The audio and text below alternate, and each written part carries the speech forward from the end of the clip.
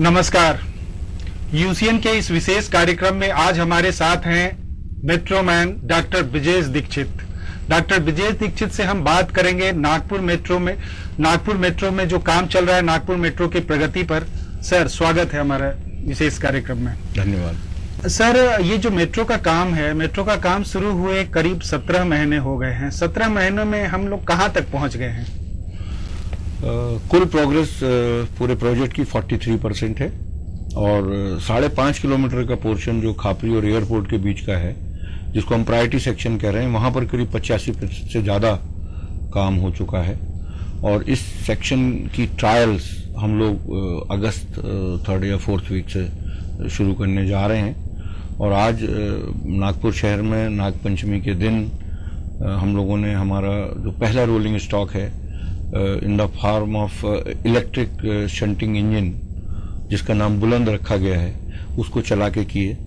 तो आज बहुत ऐतिहासिक दिन भी है और बहुत शुभ दिन भी है कि पहला रोलिंग स्टॉक का मूवमेंट नागपुर मेट्रो रेल में हुआ है। सर, ये जो ईस्ट वेस्ट और नॉर्थ साउथ जो कॉरिडोर में जो काम है, ये काम तो एक साथ चल रहा है चारों तरफ, तो इसमें कौन से सेक्टर में सबसे तेजी से काम आगे बढ़ रहा है? जो साउथ वाला सेक्शन है बर्डी से खापरी के बीच का, वो कार्य जो है सबसे पहले शुरू हुआ था और वही सबसे आगे है।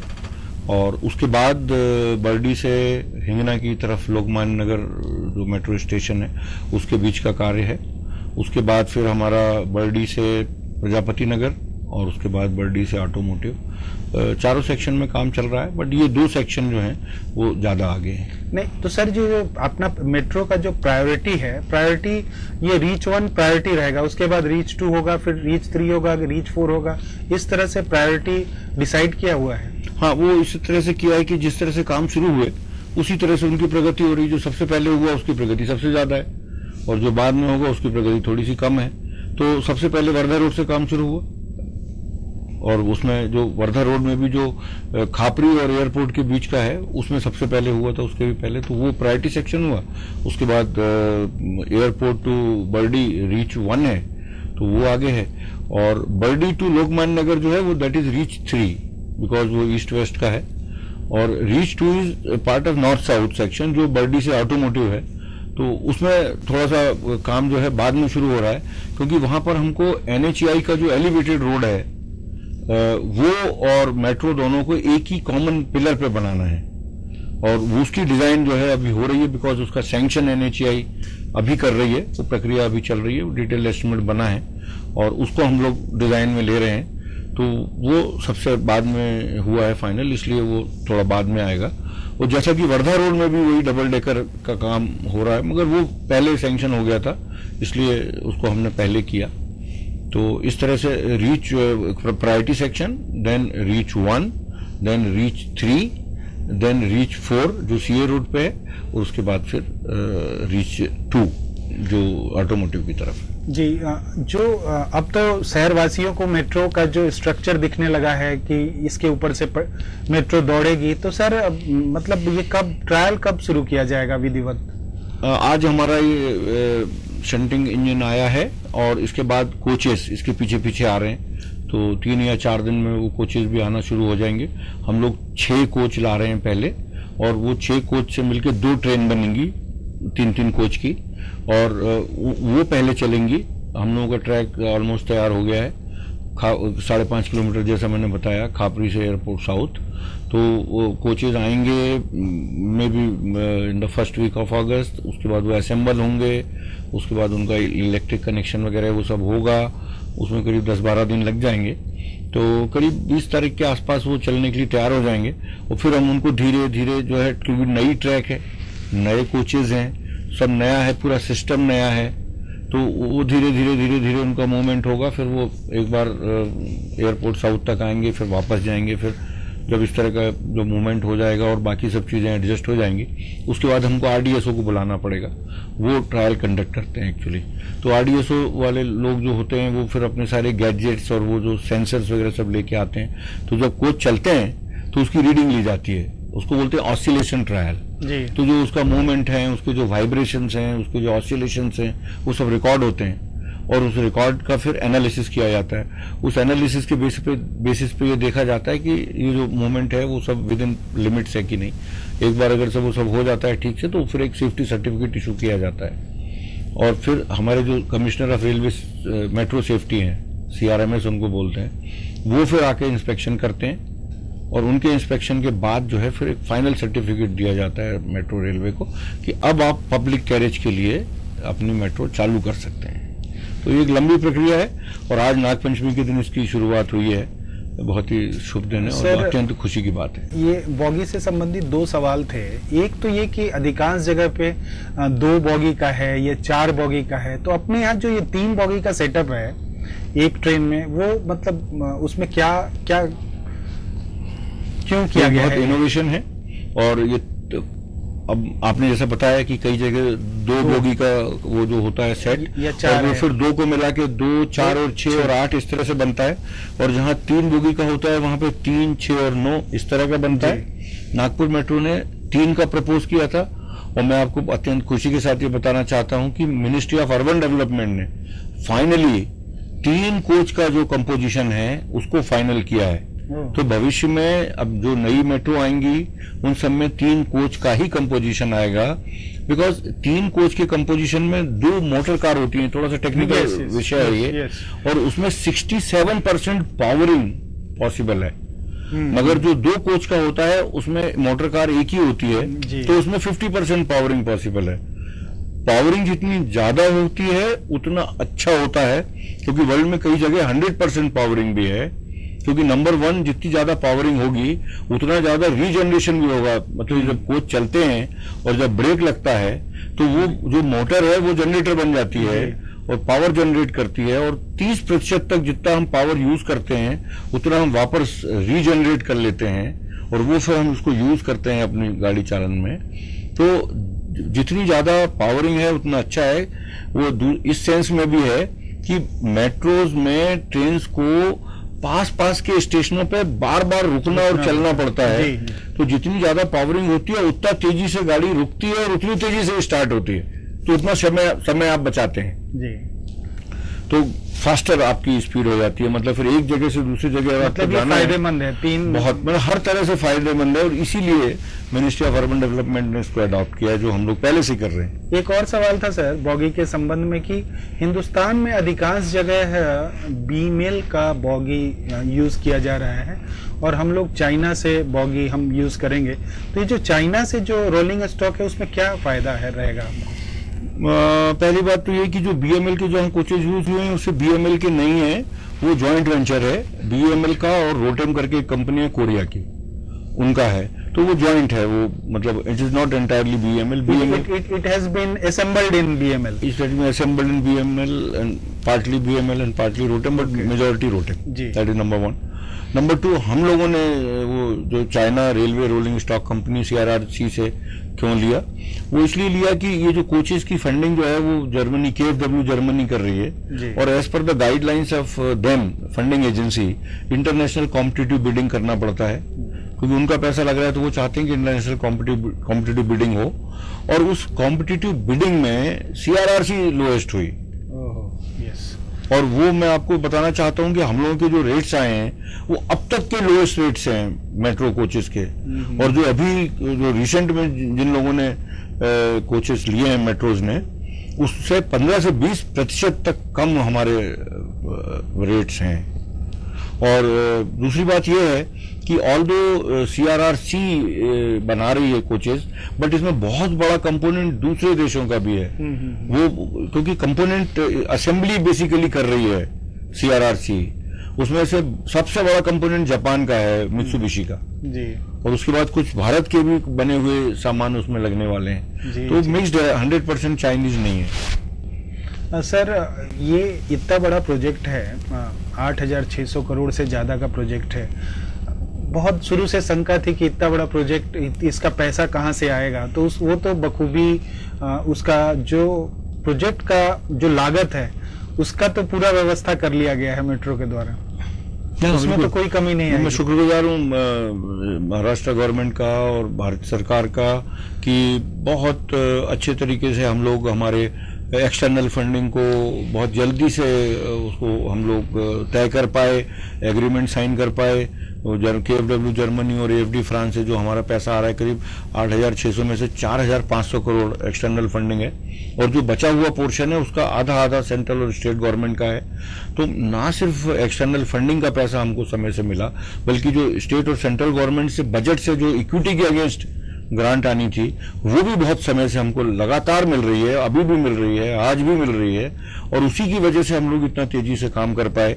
हमारे सारे जो कॉन्ट्रैक्ट्स थे वो सारे फाइनल हो रहे हैं, ऑलमोस्ट 90%, 95% हो गए, इंक्लूडिंग हमारा जो कॉमन मोबिलिटी कार्ड है वो भी जो ऑटोमेटिक फेयर कलेक्शन सिस्टम जिसको बोलते हैं AFC के थ्रू, वो भी अब हो गया है, और उसमें भी हम लोगों ने बहुत अच्छा सिस्टम अडॉप्ट किया है। तो और एक बहुत दूसरी बात इंपॉर्टेंट ये है कि ये सारा कॉन्ट्रैक्ट्स और टेंडर्स करते वक्त हम लोगों ने बहुत अच्छी किफायती तरीके से ये काम किया, और हम लोग ना सिर्फ with in the sanction cost ये प्रोजेक्ट पूरा करने में सफल होंगे, बट बहुत अच्छी सेविंग भी करने वाले हैं। ये एक खुशी की बात है।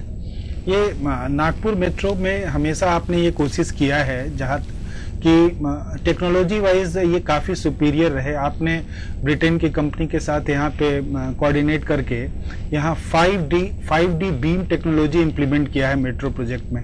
सर, दर्शकों को थोड़ा सा 5D बीम टेक्नोलॉजी के बारे में बताया जाए सर। ये 5 dimensional building information modelling technique है। ये एक सुपीरियर प्रोजेक्ट मैनेजमेंट प्रोसेस है, टूल है, और हम लोग जैसा अपने बहुत बड़े बड़े प्रोजेक्ट्स में देखते हैं, आपने भी सब यहाँ पे नागपुर के आसपास के प्रोजेक्ट्स में महसूस किया है कि time overrun, cost overrun, quality issues, maintenance issues, these are the problems of the major projects. और बहुत दिनों से ये चल रहे हैं, हम लोग बहुत अच्छे से इन चीजों को अभी तक कंट्रोल नहीं कर पाए हैं, बट विदेशों में हमसे भी बड़े प्रोजेक्ट इंप्लीमेंट होते हैं जी।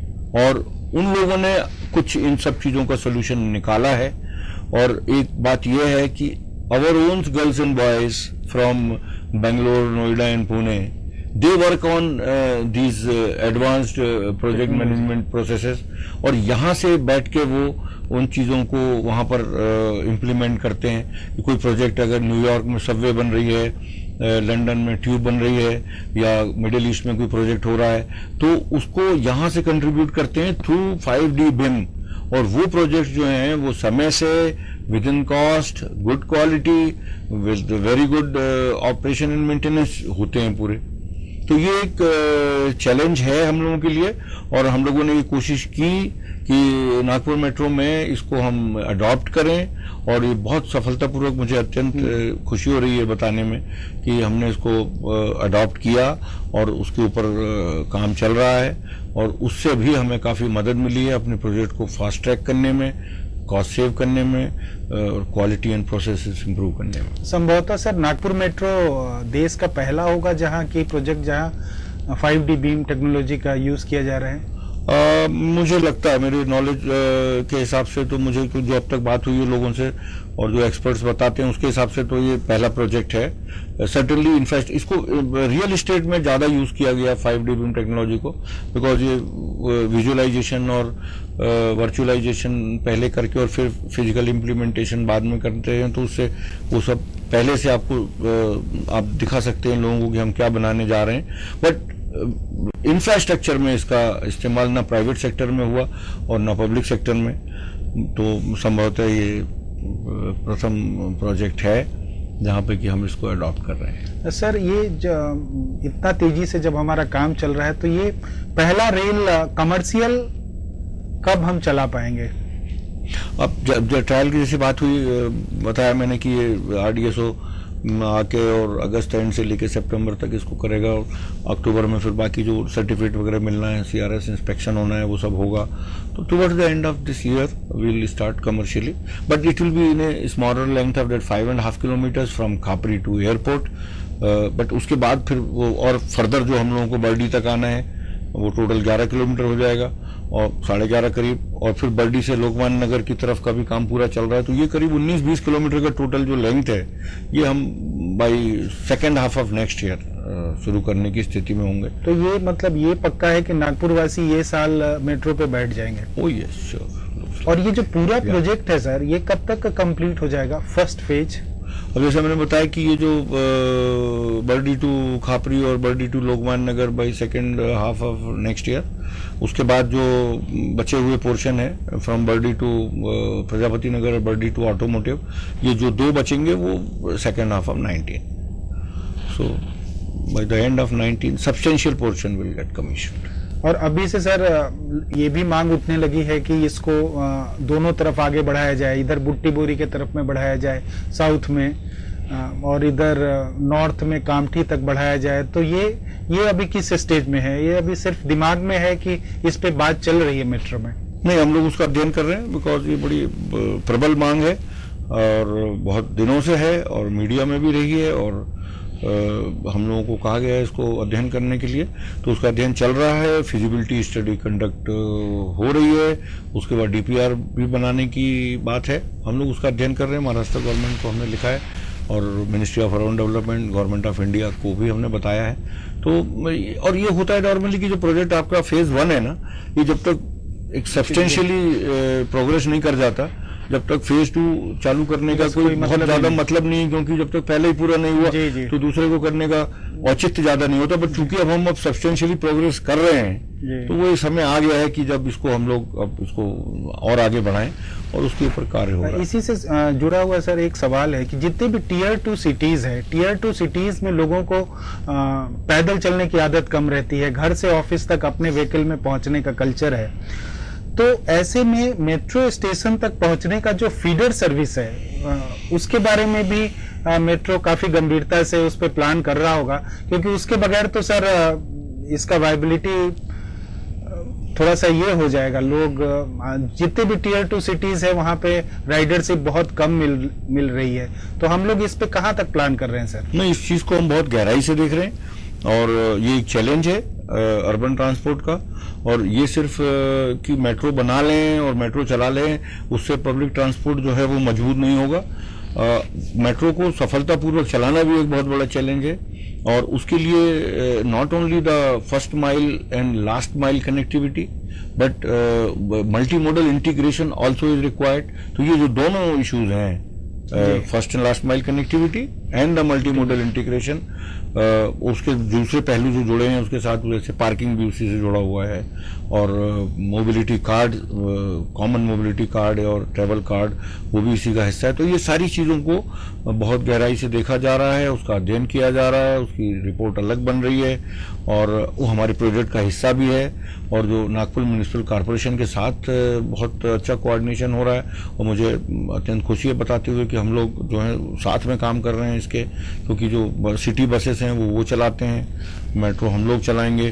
तो जब मेट्रो चालू होगी तो बसेस की रीरूटिंग भी करनी पड़ेगी कि वो बसेस इस तरह से चलें कि मेट्रो को कॉम्प्लीमेंट करें, कॉम्प्लीमेंट ना करें। और उसके बाद आपने जैसे बताया कि लोग जो हैं उनको ये कॉन्फिडेंस होना चाहिए कि मैं घर से जब निकलूं और अपनी गाड़ी छोड़ के निकलूं गैरेज में, तो मैं मेट्रो स्टेशन तक जा पाऊं किसी साधन से। उसके बाद जब मेट्रो के अगले स्टेशन में पहुंच के मुझे अपने डेस्टिनेशन में जाना हो तो वहां भी मुझे जाने के लिए कोई साधन मिले, और फिर वही शाम को लौटते वक्त भी मुझे मिले। तो ये सारी चीजें जब आएंगी अपनी जगह पर, तब फिर लोगों को विश्वास बढ़ेगा और लोग पब्लिक ट्रांसपोर्ट का उपयोग करेंगे। और वर्ल्ड में सब जगह ऐसा है, इस तरह की सुविधाएं हैं, और वहां पे लोगों ने उसको अडॉप्ट किया है। मुझे कोई इस बात का डाउट नहीं है कि नागपुर में जब ये सब होगा तो लोग नहीं करेंगे, लोग जरूर करेंगे। सर, पर्यावरण के प्रति भी मेट्रो का अपना कमिटमेंट है। कई जगह निर्माण कार्य के दौरान पेड़ काटे गए हैं, तो उसको आप कम्प्लीमेंट कर रहे हैं, आप पेड़ लगा रहे हैं, और ग्रीनर एनर्जी के लिए भी आप काम कर रहे हैं। तो वो काम कितना किया जा रहा है, किस दिशा में, कितना तक हो गया है सर? मेट्रो अपने आप में ग्रीन प्रोजेक्ट है। मेट्रो बनने से ही बहुत सारा एनवायरमेंटल फ्रेंडली एटमॉस्फेयर क्रिएट होता है। जैसे मैंने बताया कि पर्सनल ट्रांसपोर्ट कम होता है, पब्लिक ट्रांसपोर्ट बढ़ता है, तो वो सब जो कार्बन फुटप्रिंट जो है वो कम होती है। तो वो एक अपने आप में अच्छी चीज है। और दूसरा आपने बताया कि हम लोग कुछ पेड़ काट रहे हैं, मच अगेंस्ट आवर विशेस। अगर कहीं काटना पड़ रहा है वो बिल्कुल एब्सोल्युटली अनअवॉइडेबल है, वहीं पर काटना हम लोग कोशिश करते हैं काटने की। बट जो भी पेड़ हम काट रहे हैं उसके अगेंस्ट जो हमारा नॉर्मल ऑब्लिगेशन है 3 पेड़ लगाने का, उससे बहुत आगे जाके हम लोग 10 पेड़ लगा रहे हैं। और जो हमने प्लांटेशन अब तक किया है बहुत सफल रहा है, 99% सर्वाइवल है। वासुदेव नगर जो हिंगना के पास हम लोगों का प्लांटेशन है अलॉन्ग अंबाझरी लेक, तो उसमें करीब 5,500 पेड़ लगाए गए थे। वो बहुत अच्छी ग्रोथ है उनकी, लहला रहे हैं। और हमने उसका नाम जो है बहुत ही इंटरेस्टिंगली लिटिल वुड रखा है कि लोग मतलब एक अर्बन एटमॉस्फेयर में एक छोटे से फॉरेस्ट का जो है वो लोग अनुभव ले सकें, उसका आनंद उठा सकें, तो वो एक अच्छी चीज हुई। दूसरा, हम लोगों ने जो बहुत ही इनोवेटिव स्टेप लिया और बहुत नॉवेल स्टेप भी है, first time ever anywhere in the world, कि वो सारे मेट्रो स्टेशन के जो रूफ हैं उसके ऊपर हम रूफ टॉप सोलर सिस्टम लगाएं, उससे जो एनर्जी जनरेट हो उसको हम फिर अपने स्टेशन में भी यूज करें और गाड़ी चलाने में भी यूज करें। तो इस तरह से जो टोटल हम 14 मेगावाट पावर जनरेट करेंगे इनिशियली इन द बिगिनिंग, उससे कम से कम 65% रिक्वायरमेंट हमारी जो एनर्जी की है वो पूरी होगी। तो ना सिर्फ ये एक बहुत ग्रीन एफर्ट है, बट इससे हम लोगों की लागत भी कम होगी जो O&M की होती है, और वो कम लागत जो O&M की है वो हमको इस बात में मदद करेगी कि हमारे किराए थोड़े से इस वजह से कम रहे। और किराए आप जानते हैं कि जितने कम होंगे हमारी राइडरशिप उतनी ज्यादा होगी।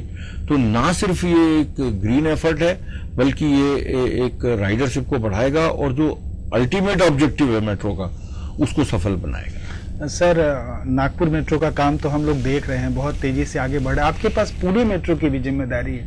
थोड़ा हमारे दर्शकों को बताइए कि पुणे का काम कैसा चल रहा है, कहाँ तक पहुंचा है, क्या प्रगति है? पुणे मेट्रो का foundation stone honourable prime minister ने दिसंबर लास्ट वीक में ले किया था। उसके बाद हम लोग 1 जनवरी से ही हम लोगों ने वहां पे काम स्टार्ट कर दिया। हमारा ऑफिस 1 जनवरी को वहां पे चालू हो गया था, हमारे लोग पोस्ट हो गए थे, हमारे कंसल्टेंट अपॉइंट हो गए हैं, हमारे टेंडर फाइनलाइजेशन होना चालू हो गए हैं। और जो वहां का जो रीच 1 है, जो सबसे पहले जहां काम चालू होना है, उसका प्रत्यक्ष काम, साइट का काम स्टार्ट हो गया है। पहला पिलर बनना चालू हो गया है और जो दूसरे सेक्शन के भी टेंडर जो हैं वो एडवांस स्टेज में हैं। कंसल्टेंट डिजाइन के जो थे और आर्किटेक्ट्स उनका अपॉइंटमेंट हो गया है। तो जो रीच 1 है जहां पर कि हम अभी वायरडक्ट का काम हमने जहां शुरू किया है, वहां की स्टेशनों की डिजाइन स्टार्ट हो गई है। तो ये काम सारा हो गया और वहां पर हम लोग ये कोशिश कर रहे हैं कि वहां के भी जो स्टेशन है वो वहां की जो पुणे की जो रिच हेरिटेज और हिस्ट्री है और वहां का जो आर्ट और कल्चर है उसको पूरी तरह से रिफ्लेक्ट करें। वहां की जो इंडस्ट्रियल एरिया में जो हमारे स्टेशन है, वो जो PCMC से रेंज हिल तक के हैं स्टेशन, वो सारे इंडस्ट्रियल एरिया में हैं। तो वो इंडस्ट्रियल एम्बियंस को रिफ्लेक्ट करें। जो हमारे जो हेरिटेज बिल्डिंग्स हैं उसके पास जो स्टेशन है वो वहाँ की जो विरासत है हमारी उसको रिफ्लेक्ट करें। और जो दूसरे स्टेशन हैं जो कमर्शियल एरियाज में हैं उनको हम उस तरह से डिज़ाइन करेंगे। रिवर बेड के जो अलोंग जो कुछ स्टेशन आ रहे हैं तो वो वहाँ की उसको एम्बियंस को रिवर फ्रंट की एम्बियंस को रिफ्लेक्ट करेंगे। तो हम चाहते हैं कि जो पुणे मेट्रो वहाँ की एक नई पहचान बने, वहाँ का जो मॉडर्न सिंबल बने पुणे के लिए, और सिटी के जो एरियाज जो भीड़ भाड़ वाले हैं वो रिजुविनेट हों और वहाँ तक लोग बहुत आसानी से पहुँच सकें। मंडई एरिया जो है और उस तरह के जो एरिया जो है क्राउडेड हैं वहाँ लोग अभी नहीं जा पाते हैं बिकॉज पार्किंग नहीं है या ट्रैफिक जैम है, तो वो सब एरियाज जो हैं एक्सेसिबल हो जाएंगे। तो सर ये दोनों मेट्रो का काम को आप सर मैनेज कैसे करते हैं? आप तो पुणे नागपुर के बीच में। मैं तो मैनेज नहीं करता, टीम मैनेज करती है। It is the team which manages and they are doing very well. I am thankful to them. Sir आप हमारे स्टूडियो में आए इसके लिए बहुत बहुत धन्यवाद। हम भगवान से कामना करेंगे कि भगवान आपको इतनी ऊर्जा दे कि दोनों मेट्रो समय पे आप पूरा हो, बगैर किसी बाधा के पूरा हो।